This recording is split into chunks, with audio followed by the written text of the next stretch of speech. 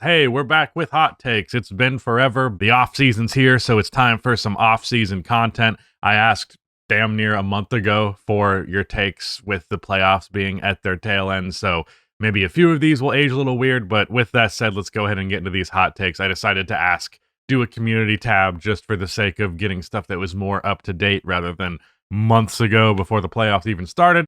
But with that said, let's get into these hot takes. Right up top, we have the 2022 season was hella underrated. We had the NBA 75th anniversary, the last good All-Star game, Ja Morant being one of the most fun players to watch. Okay. DeRozan's best season, Warriors having one of the more impressive playoff runs, a good MVP race. 22 was Jokic and Giannis. I'm pretty sure there was like that. I think that's the year that I felt like Giannis should have won. 3 game sevens in the playoffs. That is true. I believe we also got 250 pieces in those game sevens, if I'm remembering correctly, or maybe that I'm mixing up maybe that was in 2023. Either way, the Mavs upsetting the Suns, that was very fun because they just destroyed them in such a dramatic fashion. Curry breaks the 3-point record and a great finals. I don't know if I would say it was a great finals. It was a pretty good one. 3 game sevens in the playoffs. How many do we get this year? I know for a fact at least 2 because the Thunder played in 2, and we got a game 7 in the finals, which is really nice. Clippers Nuggets was also a game 7. So that's at least 3 right there. DeRozan's best season. Okay. Maybe if you're a big DeRozan fan or a big Ja Morant fan, I'm not, so that doesn't really matter too much to me. What about the 2022 All-Star Game was good? I have not known an All-Star Game to be good since 2020, so maybe I'm blanking on that, but I have only ever hated the All-Star Game for most of the time that I've been doing this job, and I don't remember 2022 being an exception. The 75th anniversary stuff was cool, however, I was very annoyed by the fact that it only meant 25 new inductees. I really felt like they should have nixed some guys from that list, but I guess they're not trying to be disrespectful to their history or whatever. But let's be real. A lot of players on that list are not better than players who are off of that list. They just played at a time where their name was a bigger deal or whatever. So I don't know. I don't really think it was that underrated personally. From Francisco Rodriguez, David Robinson is one of the most underrated players ever. He gets overshadowed in an era full of dominant bigs. People use his older rookie age against him just because he was older doesn't make him a worse player, and over-exaggerate his playoff downfalls pre-Duncan. It doesn't make him a worse player that he was older. In fact, not even probably, a big part of the reason that he was so good and an immediate all-star out of the gate is because he entered the NBA at that older age. He was a very, very NBA ready body going into it.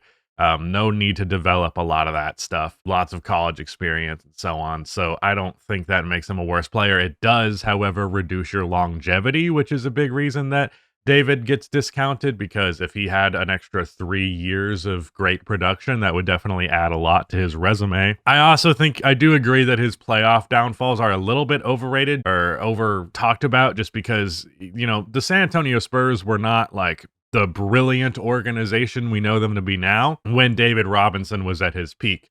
He had some good teammates like Sean Elliott. Like he's not completely lacking in talent around him, but he also wasn't quite good enough to just carry that shit on his own. I really don't think that is his fault. There are definitely some blunders in there, but I don't really give you too much shit for playoff blunders if the scope of a championship wasn't even really available to you in the first place.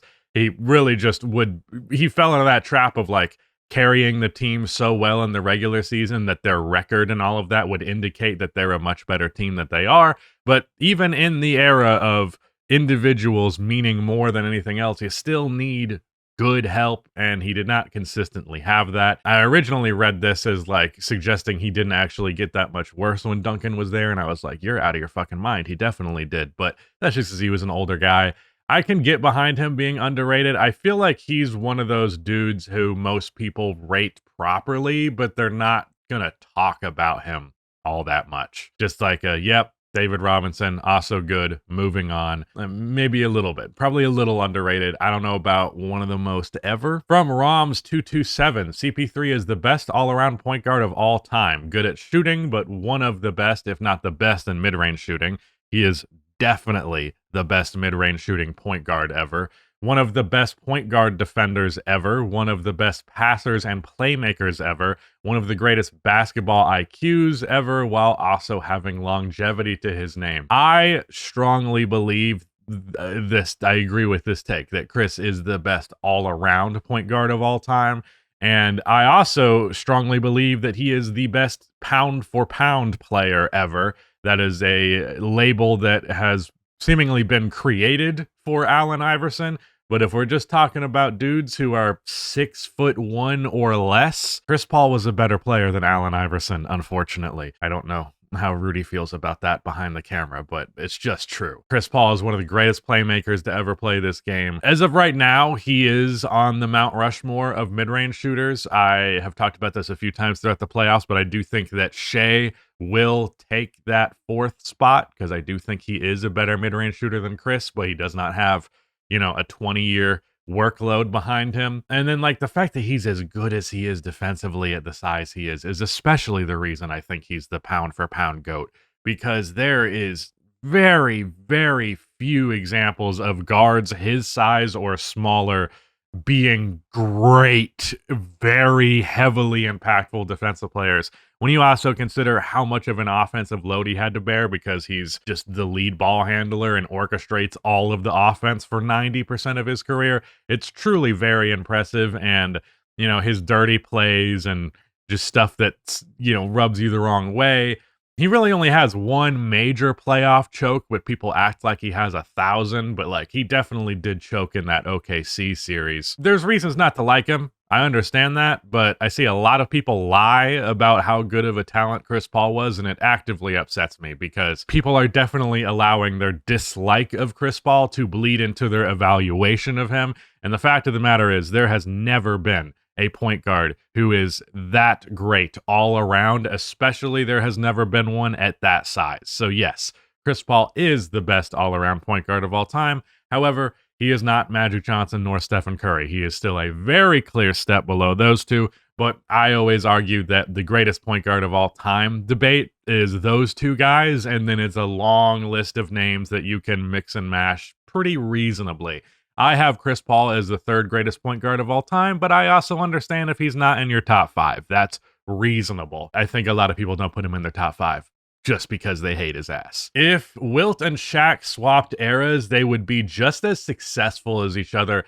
I disagree. And the main reason, this is from Thunder 4374. Sorry not to call it out, but I'm going to have to disagree with your take on that one there, because Wilt and Shaq played very fundamentally different, even though they're obviously insane physical anomalies. Wilt was far more of a touch player and less of a power player when you compare him to Shaq.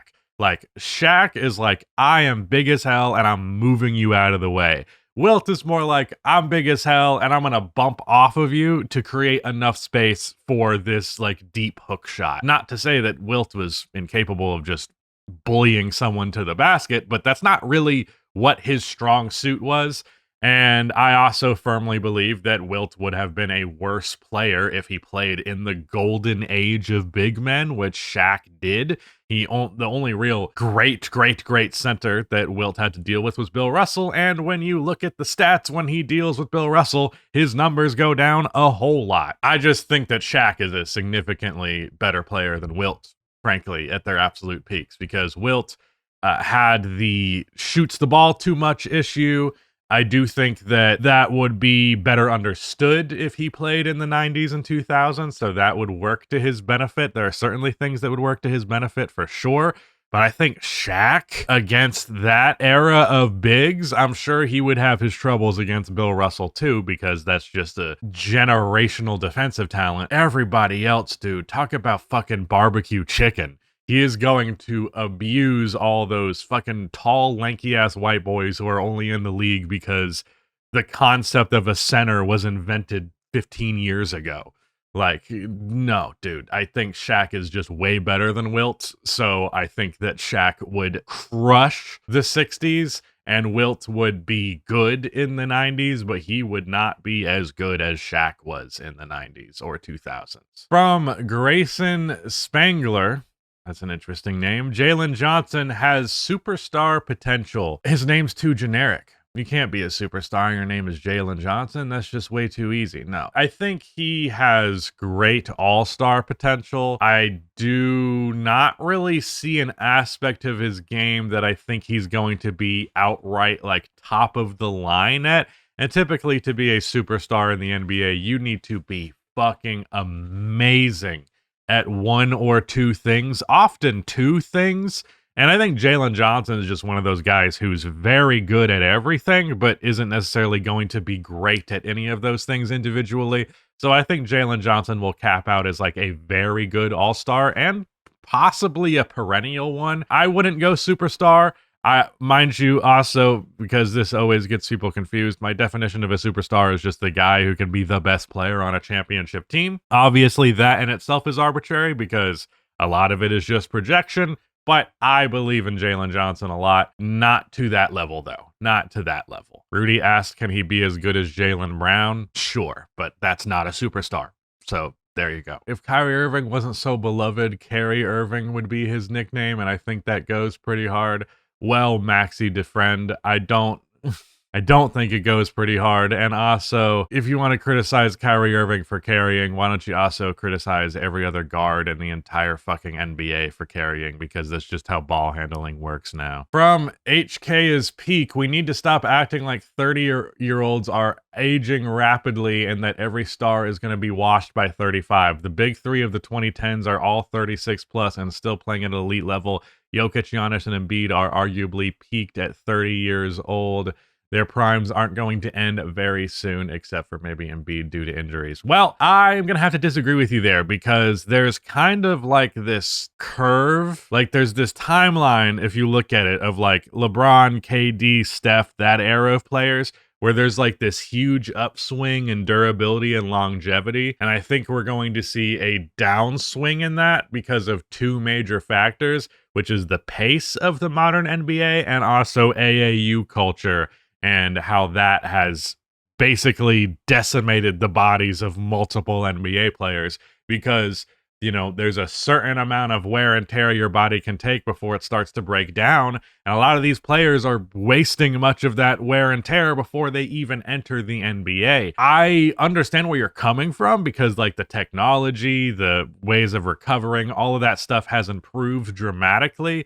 But also like the Kevin Durant's, the LeBrons of the world, they were not truly just running AAU all the time. They were not playing games every single day throughout the summer and then their high school season and or like Olympic stuff on top of everything else. Like they are not running the miles on their body that hard before they enter the league.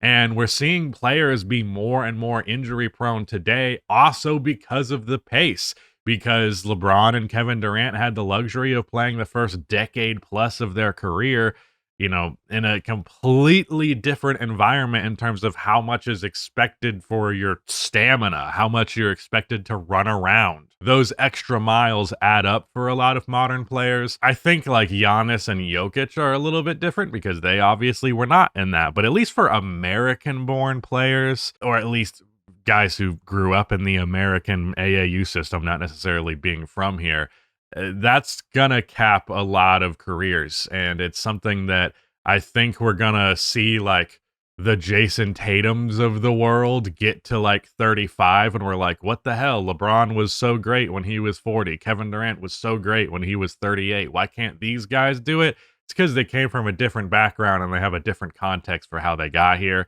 And I think, I do think, yeah, I don't think anyone's really acting like 30 means aging rapidly, but also if you're trading for a 30-year-old and they are going to be washed by 35, then you do want to take that calculated risk.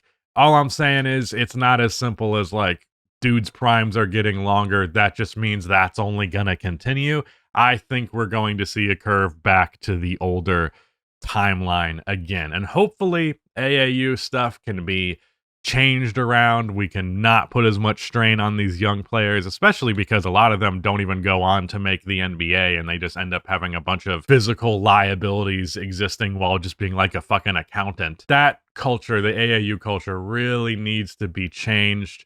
the wear and tear that they're dealing with needs to be changed, and I think we're going to see major consequences as a result of it. From Dupard, not that hot of a take, but I believe Luka will get MVP next year. I am a little bit skeptical of that now. It's kind of hard to say where the Lakers are at the moment.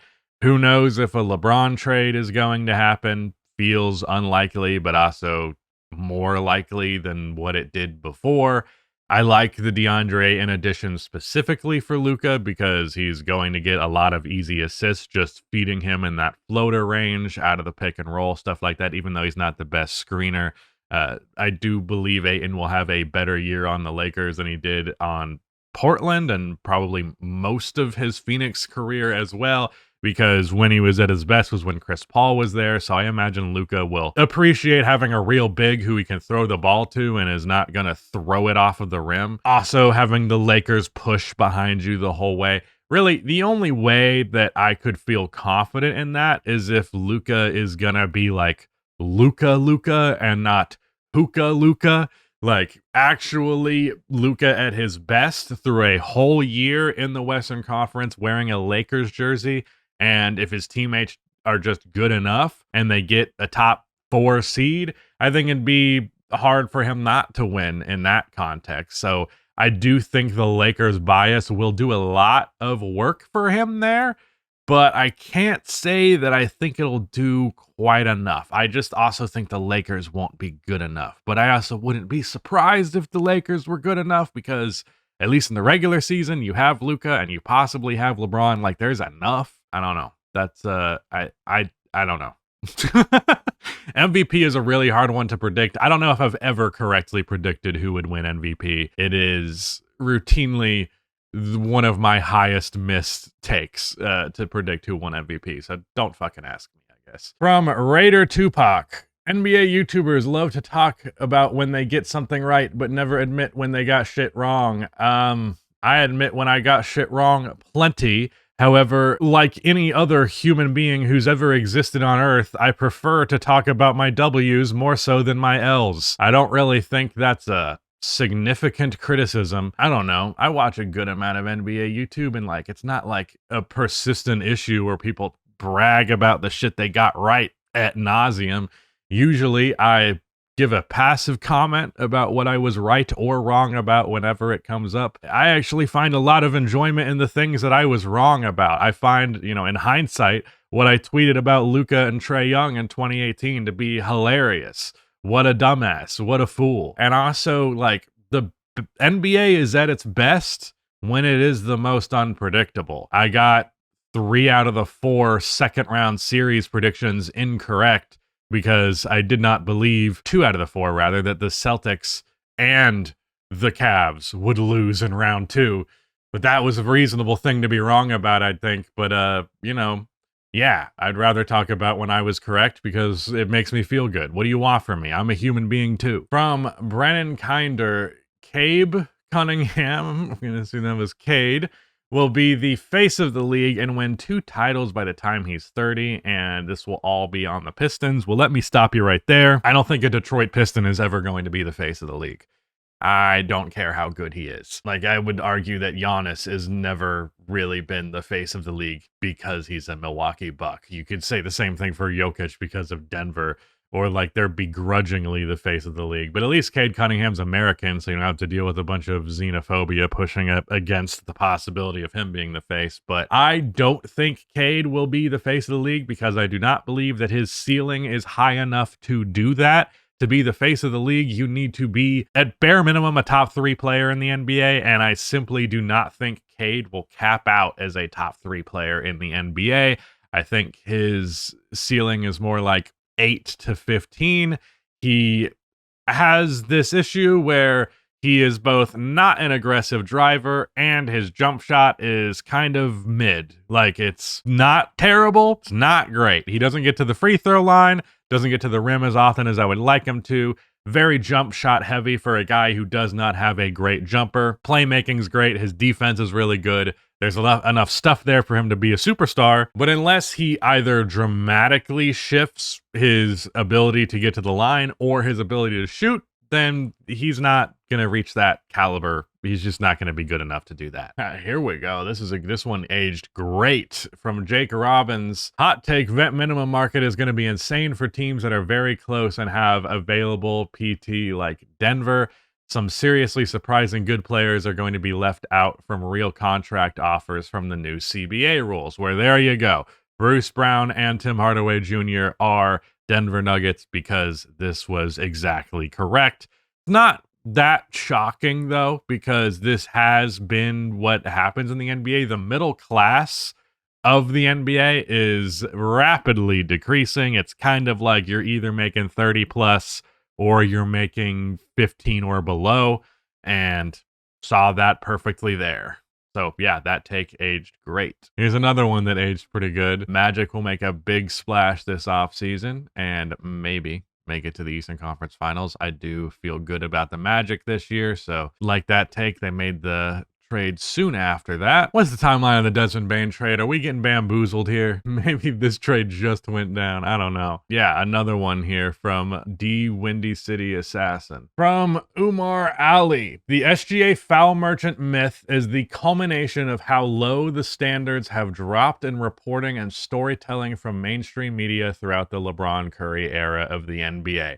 I agree heavily because I think the room for the foul bait narrative only exists if the actual truth of the matter is not being reported on very much, which is exactly the case. The mainstream media has not embraced the Thunder in any capacity.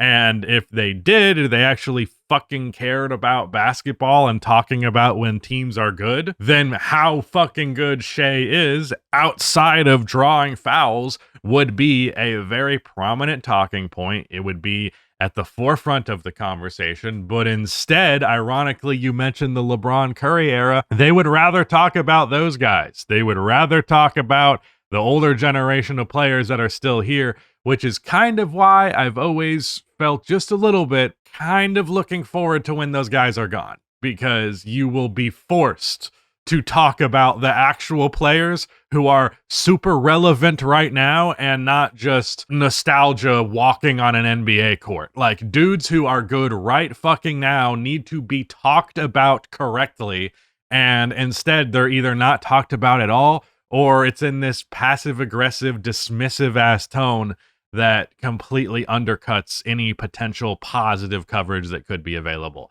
Like, I cannot state enough that the media shapes the perception of these players a lot, and they're increasingly only looking to shape things through a negative lens because it's what generates more attention. However, the more and more you do that, that eventually overrides into just the NBA outright sucks, and that's not true. But if the only fucking thing the mainstream media talks about is the bad things about the league or how things aren't what they want them to be rather than what they are, then yeah, there's going to be this massive cloud of negativity over the league, and you're going to get the MVP who had a Michael Jordan-esque season statistically, leading his team to 67 wins. You're not going to hear a lick of that. No, it's just that he's a foul merchant. It's just the most reductive and frustrating argument. And what's really frustrating to me is that it is remarkably pervasive. It is the first thing you hear about Shea. If you go to a comment section on a YouTube short about Shea, like just some highlights of Shea, literally multiple clips in a row of the dude getting these sexy ass buckets, no foul baiting required, the comment section's still all about how he's a free throw merchant. It's the most pervasive, incorrect narrative that I have heard in the NBA since the idea that LeBron James isn't clutch. It's that scale of just objectively incorrect while you get yelled at for saying what is objectively correct. And I'm sure anyone who makes it to the end of this video is probably more likely to agree with me, but if you disagree with me, you're wrong. So, sorry, hate to inform you of that. Shai Gilgeous-Alexander is in fact not a foul merchant. He is one of the greatest guard talents the game has ever seen, and he will retire as an all-time great player fucking cry about it. If you want your hot take reacted to, go ahead and leave it in the comments section down below. And if you see a take that you like, that you want me to see, the ones that get the most likes filter up to the top and are more likely to be reacted to. So be active with your own comments and also go like the ones that you want to see. But thank you so much for watching. That is it. Goodbye.